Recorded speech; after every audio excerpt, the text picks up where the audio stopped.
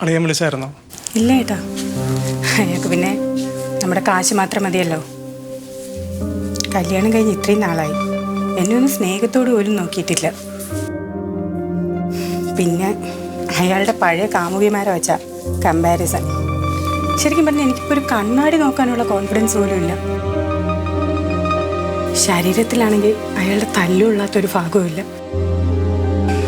മോളെ, ഇത്രയൊക്കെ ഉണ്ടായിട്ടും നമുക്കിനി ബന്ധം വേണോ? നീ എന്താ ഇതൊക്കെ എൻ്റെ അടുത്ത് ആദ്യമേ തുറന്നു പറയാത്ത? കാശിന് ആക്രാന്തം ഉണ്ടെങ്കിലും നിന്നെ സ്നേഹിക്കുമെന്നാണ് ഞാൻ കരുതിയത്. എനിക്കറിയില്ല ഏട്ടാ എന്ത് ചെയ്യണമെന്ന്. ശരിക്കും പറഞ്ഞാൽ ഒരു തരം മരവിപ്പിലാണ് ഞാൻ.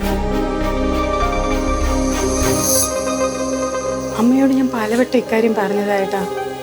അപ്പം അമ്മ പറയുന്നത് പെണ്ണുങ്ങളായ ഇതൊക്കെ സഹിക്കണമെന്നാ. മോളെ, നമുക്കിന്ന് തന്നെ ഒരു വക്കീലിനെ കാണാം, ഡിവോഴ്സിന് ഫയൽ ചെയ്യാം. കല്യാണ സമയത്ത് അവന് കുറച്ച് കാശ് കൊടുക്കാമെന്ന് നമ്മൾ സമ്മതിച്ചിരുന്നു. അത് കൊടുക്കാൻ പറ്റിയില്ല എന്നും പറഞ്ഞ് അവൻ നിൻ്റെ അടുത്ത് ഇങ്ങനെയൊക്കെ കാണിക്കണം. എന്തായിരുന്നാലും അച്ചറ്റയ്ക്ക് ഞാൻ കൊടുക്കണം. മാളുവിന് അവളുടെ അച്ഛനെന്ന് പറഞ്ഞാൽ ജീവനായിട്ടാ.